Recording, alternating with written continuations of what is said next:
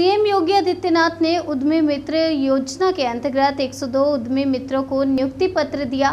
Lock भवन लखनऊ में औद्योगिक विकास नीति और खाद्य प्रसंस्करण नीति के तहत 223 करोड़ की प्रोत्साहन राशि भी सीएम योगी ने उद्यमियों को सौंपी।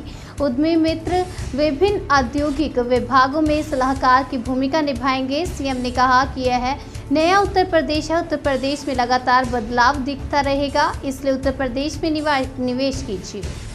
यानी यूपी का परसेप्शन किस प्रकार का बना के रखा हुआ था, किस प्रकार की नकारात्मकता थी, वह नकारात्मकता जब तक नकारात्मकता रहेगी तब तक किसी लक्ष्य को नहीं प्राप्त किया जा सकता।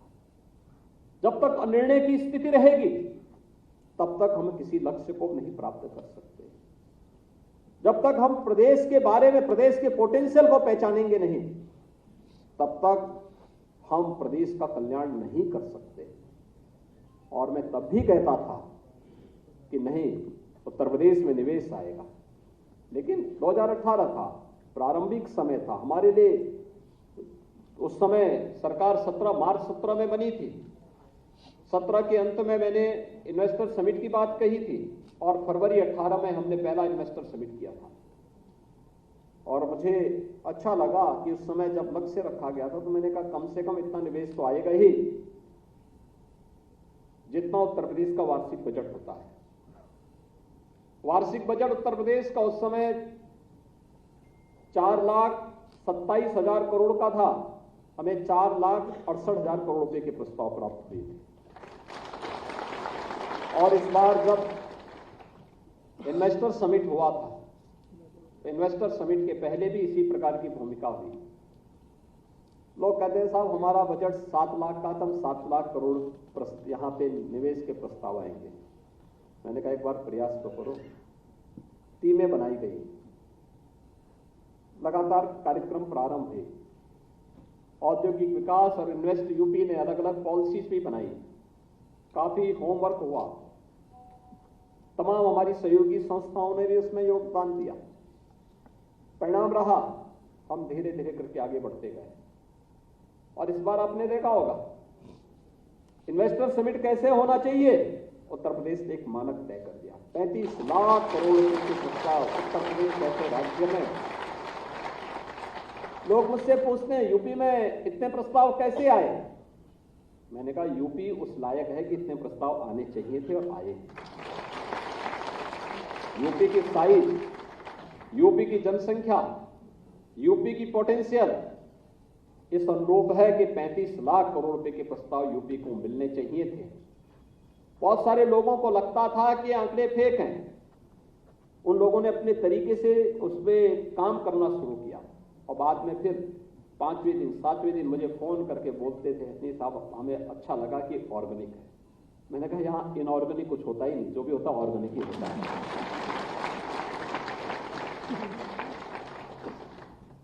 अब हम लोग उसे ग्राउंड ब्रेकिंग कराने की कार्रवाई भी प्रारंभ कर दिए हैं, लेकिन इसमें इन्वेस्ट यूपी को रिफॉर्म के दौर से गुजरना पड़ेगा। औद्योगिक विकास में और भी रिफॉर्म करने पड़ेंगे।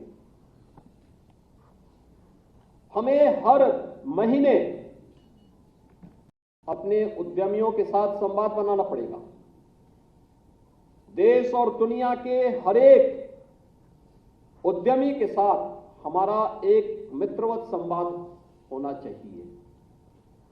और इस प्रदेश के अंदर आने वाले जितने भी उद्यमी होंगे, निवेश के हर प्रस्ताव को हम जमीनी धरातल पर उतार सकें, इसके लिए हम लोगों ने टेक्नोलॉजी का उपयोग किया। निवेश सारथी बनाया, निवेश मित्र बनाया, इंसेंटिव मॉनिटरिंग के लिए भी एक सिस्टम यहां पर तैयार किया गया है।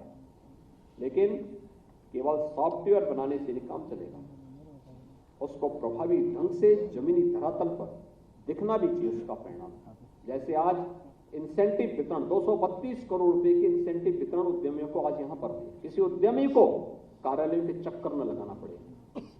छोटी छोटी बातों के लिए हमें रिफॉर्म करने की तैयारी करनी चाहिए। जो ईज ऑफ डूइंग बिजनेस के मार्ग में बाधक है, उसमें हमें कहीं ना कहीं रिफॉर्म करने की तैयारी करनी चाहिए, चाहे वे राजस्व से जुड़े हुए मामले हों, चाहे वह पॉल्यूशन से जुड़े हुए मामले हों। अब ये डे टू डे से जुड़े हुए उन मामलों का समाधान होना चाहिए और उस दिशा में बेहतर प्रयास को आगे बढ़ाने की दिशा में विगत 6 वर्ष के अंदर जो कदम उठाए गए हैं, आज उसके परिणाम हम सबके सामने हैं। और मैं आप सभी नवनियुक्त उद्यमी मित्रों से ही अपील करूंगा कि आपको अपने आप को साबित करने का एक अवसर मिलेगा। दोनों अवसर होंगे, आपको लालच भी देने का प्रयास होगा, आपके मनोबल को तोड़ने का प्रयास भी होगा, लेकिन इन दोनों परिस्थितियों में बिना डिगे, बिना बहके और बिना झुके आपको प्रदेश की 25 करोड़ जनता को ध्यान में रख करके और उत्तर प्रदेश को $1 ट्रिलियन की इकोनॉमी और देश की सबसे बड़ी अर्थव्यवस्था के रूप में स्थापित करने के लक्ष्य में अपने योगदान को रेखांकित करते हुए कार्य करना है। वही आपके मूल्यांकन का सबसे बड़ा आधार होगा। कुछ लोग अथॉरिटी में काम करेंगे, कुछ लोग यूपी सीडा के साथ मिलकर काम करेंगे, कुछ लोग औद्योगिक विकास में काम करेंगे, कुछ लोग अलग अलग जनपदों में जो हमारी अथॉरिटी है वहां पर जाके कार्य करेंगे, कुछ लोगों को अलग अलग क्षेत्रों में उनको कार्य करने का अवसर प्राप्त होगा। अच्छा होगा कि प्रतिमाह हर जनपद में हमारे औद्योगिक विकास से जुड़े हुए वहां पर उद्यमियों के साथ जिलाधिकारी और मंडलायुक्त की बैठकें होती हैं। हमारा प्रयास होना चाहिए कि उस समय जो मुद्दे आते हैं, आप लोग चुपचाप बैठ के देखना है। जो मुद्दे आते हैं उसको नोट कर लिया, उस उद्यमी के फोन नंबर को भी नोट कर लिया। फिर प्रयास होना चाहिए जिससे संबंधित मामला उनसे कहकर कि ये मामला आया है, इसका आप समाधान एक समय सीमा के अंदर करिए। अगर वो कहता है कर लिया तो उस उद्यमी से बात कर लिया कि आपकी समस्या थी, क्या इसका समाधान हुआ कि नहीं हुआ। नहीं हुआ है, आपका कार्य है फिर यहां पर ऊपर की इकाई में बताना कि फलानी बैठक में ये मुद्दा उठा था लेकिन अब तक समाधान नहीं हो पाया है, इसके लिए हमें क्या करना। इसके बारे में अगर शासन इसका संज्ञान लेकर के फलाने उद्यमी से बातचीत करके उसकी क्वेरीज को समाधान कर लेंगे तो ये है हमें ईज ऑफ डूइंग बिजनेस के इस कार्यक्रम को, इस लक्ष्य को आगे बढ़ाने में हम मदद कर सकते हैं। ईज ऑफ लिविंग के लक्ष्य को हम आगे बढ़ाने में योगदान दे सकते हैं। प्रदेश के परसेप्शन को और बेहतर बनाने में हम योगदान दे सकते हैं। आज प्रदेश की कानून व्यवस्था में कोई उंगली नहीं उठा सकता क्योंकि हमने कोई लोच लचक उसमें छोड़ी नहीं है। जो कार्य होना है सीधे सीधे होना है और उसमें जब कोई गुंजाइश नहीं है तो कोई उंगली भी नहीं उठा सकता। ऐसे ही औद्योगिक निवेश के क्षेत्र में भी हमें कोई गुंजाइश नहीं छोड़नी है। हर कार्य को बिना किसी हीला हवाली के त्वरित निर्णय लेने की सामर्थ्य विकसित करते हुए पारदर्शी तरीके से, शुचितापूर्ण तरीके से कार्य करेंगे, कोई आपके कार्य में उंगली नहीं उठा सकता। और उस सेतु का काम आपको करना है। या कहीं भी कोई कार्य होता है, किसी भी स्तर पर किसी भी व्यक्ति को अनावश्यक रूप से उंगली उठाने का अवसर प्राप्त नहीं होना चाहिए। और यह एक उचित अवसर आपके पास होगा और मैं आज के इस अवसर पर आपको इस बात के लिए आश्वस्त करता हूं कि राज्य सरकार, आप राज्य के हित में कार्य करेंगे तो राज्य सरकार आपके हितों को भी प्राथमिकता के साथ आगे बढ़ाने का कार्य करेगी। मैं जानता हूं प्रारंभिक समय में जो आपको मानदेय दिया जा रहा है, मानदेय की राशि मत देखिए। आपके पास एक अवसर है इस मंच से जोड़ने का और इसमें अपने आप को साबित करने का। यह समय है जब आप नया एक्सपीरियंस गेन कर सकते हैं, एक नए अनुभव के दौर से गुजर सकते हैं, एक नए कार्यक्रम के साथ आगे बढ़ने का कार्य कर सकते हैं।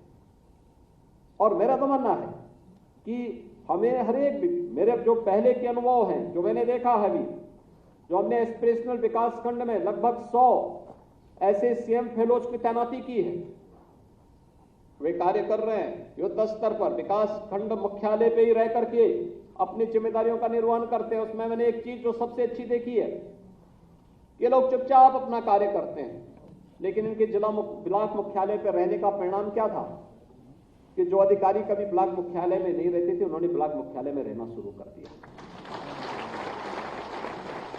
वे सब आज ब्लॉक मुख्यालय में रहते हैं, उन ब्लॉक में रहते हैं। अब अधिकारी की उपस्थिति है तो कुछ तो करेगा, तो कितना सोएगा 24 घंटे में? अगर ज्यादा सोएगा तो पागल हो जाएगा। इसलिए वह कुछ तो करेगा फिर वह, और फिर क्या कार्य हो रहा है इसकी समीक्षा होने लगती है। कौन कौन से पैरामीटर है, उस पैरामीटर में क्या हुआ है, शिक्षा में क्या हुआ है, स्वास्थ्य में कहां हम बढ़े हैं, जल संसाधन में कहां बढ़े हैं, स्किल डेवलपमेंट में क्या कार्य हुआ है, रोजगार सृजन में बैंक क्या कर रहे हैं। आज ये चीजें देखने को मिल रही है और मुझे लगता है कि एक सकारात्मक पहल है। वे हस्तक्षेप नहीं करते किसी के कार्य में, लेकिन एक तीसरी आंख के रूप में वे अपना कार्य कर रहे हैं।